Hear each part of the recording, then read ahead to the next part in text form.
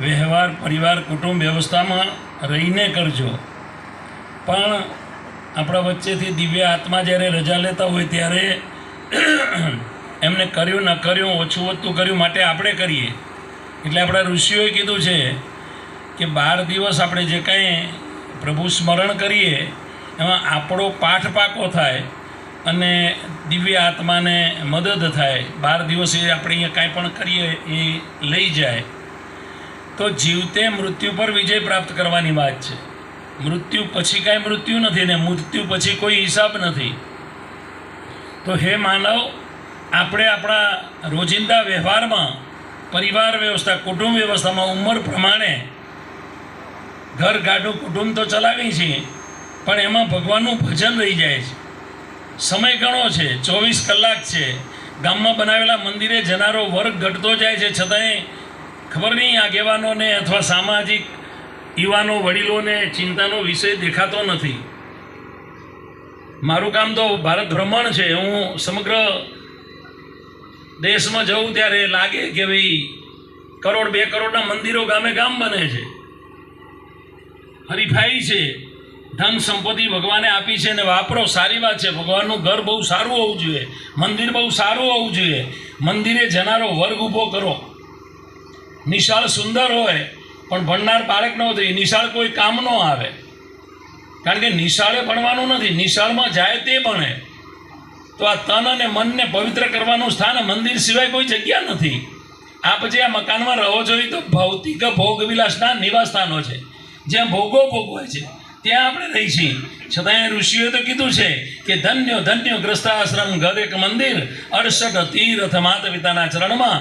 હે માનવ, આજે આપણા સમાજમાં મા બાપને પગે લાગવાનું બંધ થઈ ગયું છે.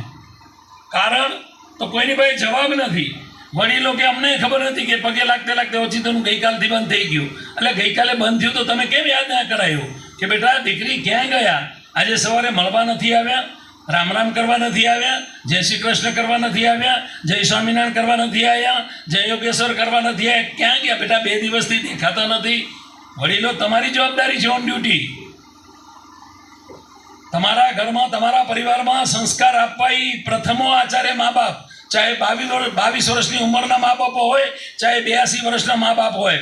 બાળકને સંસ્કાર આપવા, પરંપરાને જાળવી રાખવી એ વડીલોની જવાબદારી છે. આજે બેઠેલા વડીલોને મારે વિનંતી કરવી છે કે તમે ગામના જાપે આખો દિવસ બેઠા હશો, સાંજ પડે ઘરે જાઓ, મંદિરમાં નથી જતા. કરો હિસાબ ગામે ગામનો, અથવા મને આપો 25 ગામ. હું દરરોજ સાંજે 7 વાગે આરતીના ટાઈમે એક ગામ જઉં.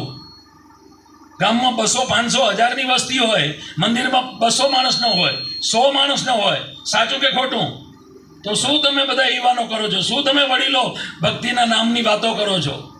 ધૂન કરવી હાવ સહેલી છે. 4 જણા ભેગા થાવ તો શ્રીરામ જયરામ જય જયરામ કરી શકાય.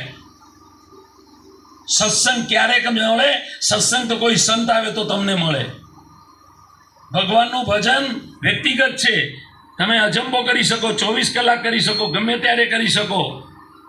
સ્નાન કર્યું હોય તોય ને ના કર્યું હોય તોય શ્વાસે ઉશ્વાસે લીજીએ હરિનામ, પ્રભુ સ્મરણ કરતા મારા ધામ. તો પરિવાર વ્યવસ્થામાં 4 મુખ્ય ધર્મ છે અને 4 ધર્મ જે ઘરમાં પળાય તે ઘર મંદિર છે, તે ઘર સ્વર્ગ છે. હે પુત્રવધુઓ, તમારા વડીલો ઓટલે ચોટલે કે બજારમાં, સમાજમાં, કુટુંબમાં, સગામાં ગયા હોય અને વડીલોને કોઈ પૂછે કે ભાઈ કેમ છો, મામા કેમ છો, ફુવા કેમ છો, ત્યારે ફઈને ફુવા એમ કહે કે ના ના, આનંદની ઘડીઓ જાય છે, અમે સ્વર્ગમાં રહી છીએ, મંદિરમાં રહી છીએ, અમારી પુત્રવધુ આવ્યા પછી અમારે કાંઈ જોવું નથી પડતું. હે પુત્રવધુઓ, તમને ગૌરવ હોવું જોઈએ, તમને અંદરથી હરીફાઈ હોવી જોઈએ કે અમારા ઘરમાં તમામ સભ્યો આનંદ અને મંગલમય રહે છે. વડીલો જે છે, જેવા છે તેને આખરે તમારા માતા પિતા છે. વડીલોને જાકારો ન આપો, વડીલોને અપમાન ન કરો. વાણી એસી બોલી એને મનવા શીતળ હો. જે છે જેવા છે એ અમારા બાપુજી છે, એ અમારી બા છે. વાત પૂરી. આજે 60 વર્ષથી મોટી ઉંમરના વડીલો કેવી રીતે ક્યાં દુખી છે, મારો તો વિષય છે. મને બહુ દુઃખ થાય છે.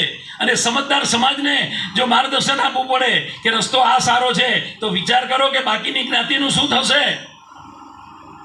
તમારી જાતને પૂછો કે આપણે કોણ છીએ, કોના દીકરા છીએ, ક્યાંથી આવ્યા છીએ, કયો વંશ છે, કયો આપણો પરિવાર છે, કયું આપણું કુળ છે.